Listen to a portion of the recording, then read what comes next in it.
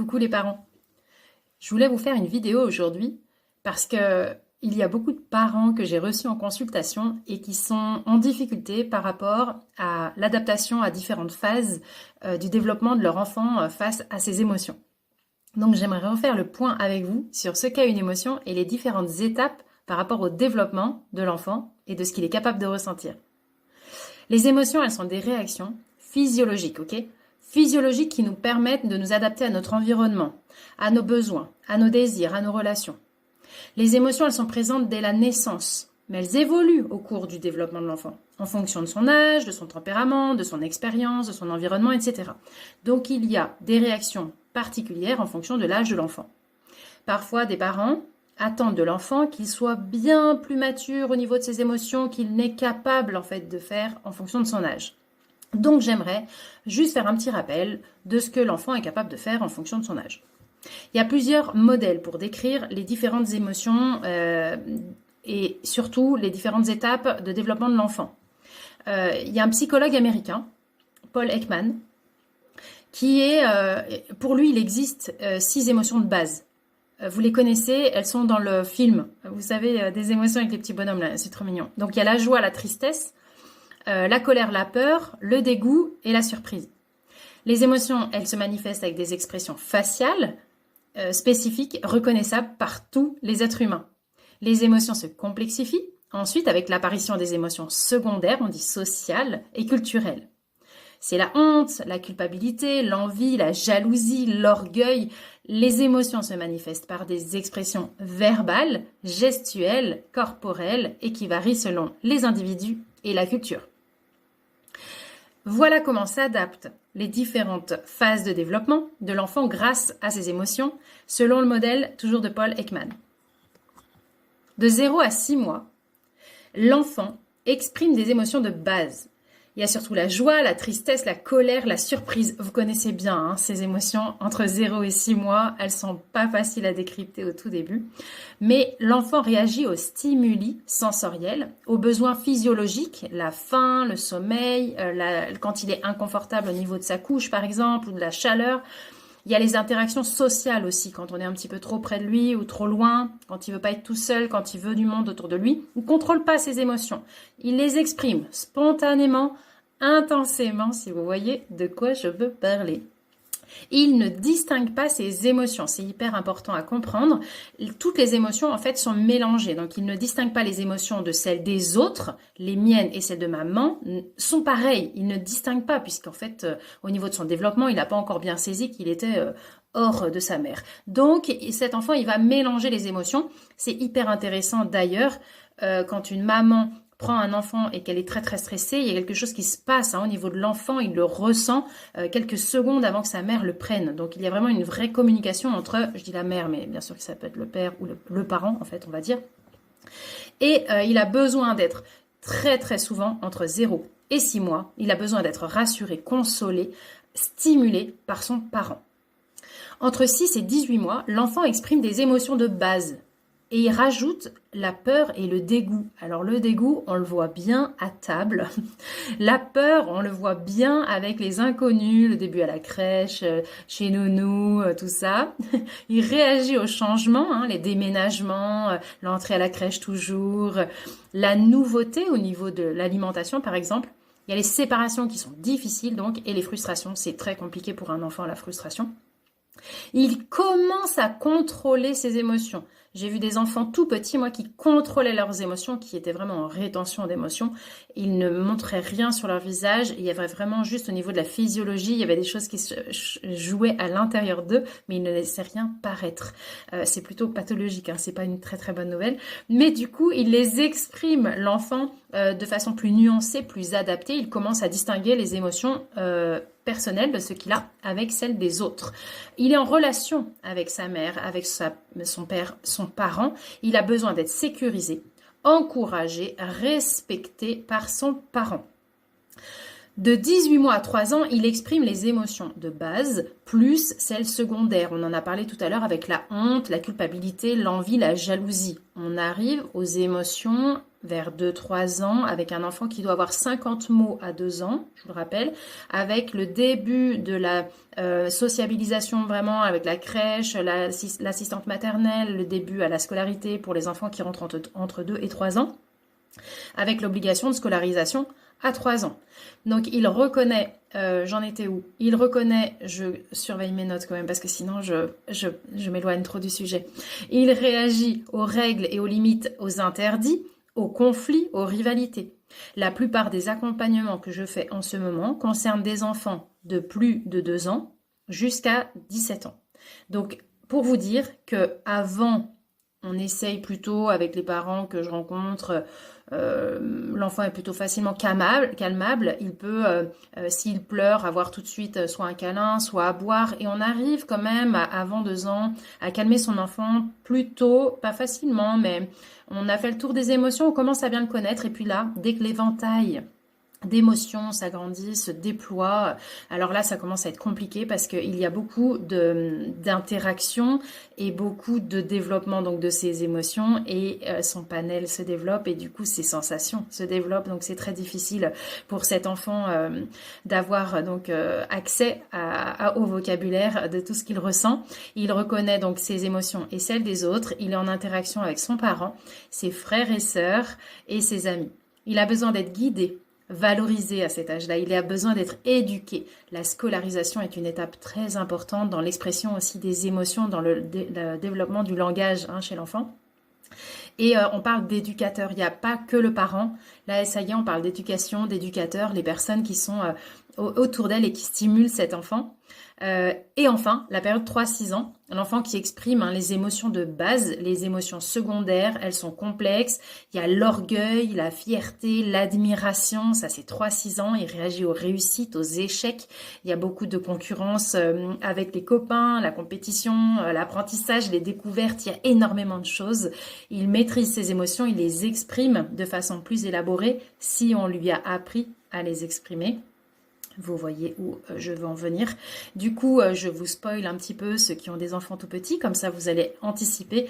Il y a des formations parentales extraordinairement bien faites par une puéricultrice. Du coup, enfin bon, vous m'en reparlerez si vous avez besoin d'aide, mais il y a des formations là-dessus pour devenir des parents à l'écoute des émotions de ses enfants. Ça y est, je divague, je n'avais pas noté ça sur mon tableau. Donc l'enfant maîtrise ses émotions, il les exprime, il comprend les émotions et celles des autres, il est en communication avec son parent, ses amis, avec son enseignant, il a besoin d'être accompagné, stimulé, enrichi par ses parents et par ses tuteurs. Il faut bien penser que c'est grâce aux parents et à l'environnement que l'enfant va développer ses compétences à exprimer ses émotions. En fonction, vous l'avez bien vu, en fonction de chaque étape de développement, l'enfant n'est pas capable de comprendre certaines émotions qu'il ressent tant qu'on ne lui a pas montré avec une limite, une étiquette. Là, tu es en train de ressentir ça. Comment est-ce qu'on fait pour expliquer à l'enfant ce qu'il est en train de ressentir? Eh bien, mes chers amis, c'est vous. En fait, il modélise. Il modélise la personne qui est en face de lui. Il va, si vous niez tout sentiment, toute émotion, et il va pas pouvoir modéliser si vous n'exprimez que de la colère, par exemple. Il va avoir que cette expression qui est visible, qui est bien audible, et en fait, il va pas comprendre quand il perçoit de la fierté, quand il va percevoir en lui la honte, la gêne. Ça va devenir compliqué pour lui parce qu'il va y avoir une confusion entre les différentes émotions. De plus, j'aimerais ajouter quelque chose par rapport aux émotions et au comportement. Ça fait plusieurs semaines que j'accompagne plusieurs parents et ils ne se connaissent pas et à chaque fois, on a le même modèle qui se reproduit. Un enfant qui, par exemple, j'ai plusieurs idées en tête, mais du coup, je ne sais pas laquelle choisir pour vous donner l'exemple. C'est compliqué. Je vais vous donner... je vais prendre quel enfant dans ma petite tête. Un enfant, par exemple, qui doit... J'hésite. Il y a un enfant qui voulait faire un deuxième tour de manège. On va prendre celui-là parce que celui-là, il est vraiment très, très filou parce que sa maman a été extraordinaire, elle a été géniale, elle a pu m'exprimer tout ce qu'elle faisait.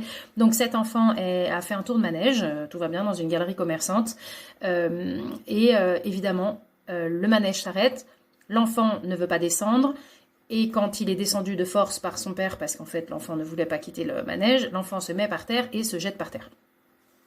Voilà l'expression de l'émotion de l'enfant qui ne sait pas du tout comment réagir. Il a 3 ans et donc il crie, il tape par terre, enfin il va avoir 3 ans. Et donc c'est très compliqué pour ses parents. Du coup, le père a attrapé l'enfant et puis il a fait comme il a pu avec son outil de parent, c'est-à-dire que avant de faire la formation avec moi, voilà, merci Anne-Laure.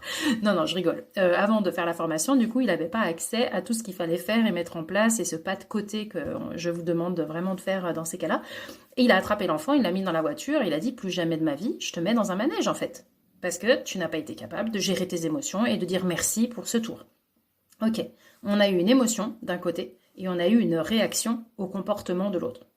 Il y a une émotion et un comportement. L'émotion, elle a besoin d'être prise en compte. Elle a besoin d'exister. On ne peut pas attraper cet enfant et le mettre dans sa voiture sans lui avoir permis d'exprimer son émotion. L'expression de l'émotion, du côté de l'enfant, c'est un cri par terre, voilà, je suis débordée par mes émotions, je n'arrive pas à exprimer papa, maman, j'aimerais bien faire un deuxième tour de manège. Non, je ne suis pas capable, on m'a pas appris à le faire parce que c'est pas le mode de communication que cet enfant a eu pendant ses 3 premières années. Mais il n'y a aucun problème avec ce mode de fonctionnement dans la famille. Le tout, c'est qu'on puisse changer et améliorer ça. Et c'est pour ça que cette famille fait cette formation en ligne, parce qu'ils ont envie d'avoir toutes ces ressources pour pouvoir accompagner en fait au mieux cet enfant qui fait beaucoup de colère. Il n'en fait plus une seule à ce jour. Il n'en fait plus. Il a appris à communiquer avec ses parents, il a appris à exprimer son émotion. Donc, qu'est-ce qu'il aurait pu faire, ce parent? Et cette maman, donc, elle m'expliquait voilà, qu'elle avait été débordée, que ça avait été super dur dans la voiture, que ça criait. Donc, on a refait la scène a posteriori. Et donc, on a vu que cet enfant, donc, on aurait pu accepter, le laisser faire. On se met dans une bulle, on apprend à faire ça, on fait un petit pas de côté en tant que parent. On ignore tout ce qui se passe autour. Les parents, les autres parents qui ont la même chose à la maison mais qui vous regardent du coin de l'œil en disant qu'est-ce que c'est que ces mauvais parents. Et puis la dame du manège qui vous tend un autre ticket genre non mais achetez-lui un autre tour à 5 € le tour de 30 secondes et demie. Comme ça il arrêtera de crier. Et en fait ça on ignore, on met de côté parce qu'en fait l'enfant est en train d'exprimer une crise, il y a une crise. L'enfant fait sa crise. On le laisse faire sa crise. Il n'y a pas besoin d'intervenir, il n'a pas besoin de vous, il a besoin juste d'exprimer et de sortir tout ce qu'il a envie de sortir. Dès qu'il se calme un petit peu, on lui dit « Ok, là je vois que tu es fâché, tu es en colère, regarde, tu t'es mis au sol, tu es contrarié. Oui, tu as le droit d'être contrarié. Tu veux faire un deuxième tour et je te dis non, tu as le droit d'être contrarié. En revanche, je refuse que tu me tapes. » Donc ça, c'est la règle. Si l'enfant commence à taper son parent, c'est non. Il y a une règle et du coup, on recentre l'enfant au milieu de les interdits et de ce qu'il peut faire. Comme ça, on le drive. Je comprends que tu sois en colère. Je suis ravie que tu aimes faire le manège. Est-ce que tu as aimé ton tour? Et là, on commence, comme la crise descend, on peut commencer à discuter autour de l'enfant. Il faut bien comprendre qu'on ne va pas dans le sens de l'enfant, à dire, bon, bah maintenant que tu t'es calmé, on refait un tour. On pourrait le faire, mais d'une autre façon. On pourrait valoriser le bon comportement. Hein. Ça y est, tu t'es calmé, merci beaucoup de te calmer. Merci beaucoup d'arrêter de crier. Ça faisait mal à mes oreilles, merci beaucoup d'arrêter de crier. On peut parler, hein, valoriser l'enfant. Ce n'est pas aller dans son sens. On ne valorise pas le fait qu'il ait fait une colère. On valorise le fait qu'il arrête de crier. D'accord ?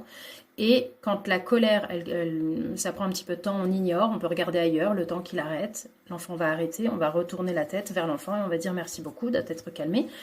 Je comprends que tu sois en colère. Je t'ai vu crier. Je t'ai vu par terre.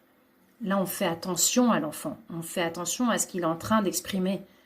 On est obligé d'être en lien avec cet enfant. On est obligé de créer un pont entre l'émotion et défaire ce comportement.